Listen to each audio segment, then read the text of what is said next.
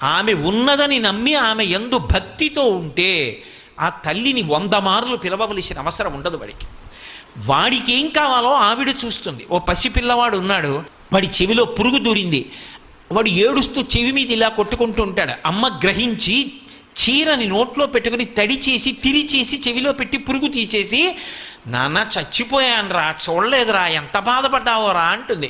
వాడు ఏమి నోరు విప్పి చెప్పక్కర్లేదు. మలమూత్రంబులతో మహాభయముతో మాతృస్తనాపేక్షతో చలమూర్ఖత్వముతో సదాభ్రమతతో చాంచల్య చిత్తంబుతో బరువైనట్టి కపజ్వరగ్రహ మహాబాల్యామయ శ్రేణితో కలనైనంతమ చింతలేక చెడితిన్ కామ్యార్థినే శంకర అంటారు. అటువంటి స్థితిలో ఏదీ నోరు విప్పి చెప్పకపోయినా అన్నీ ఇచ్చి కాపాడిన అమ్మలా ఆ తల్లి యందు భక్తి కలిగి పాత్రత ఉన్నవాడు ఎవడున్నాడో వాడి అవసరాల గురించి వాడు ఆలోచించవలసిన అవసరం ఉండదు. వాడి అవసరం గురించి అమ్మవారు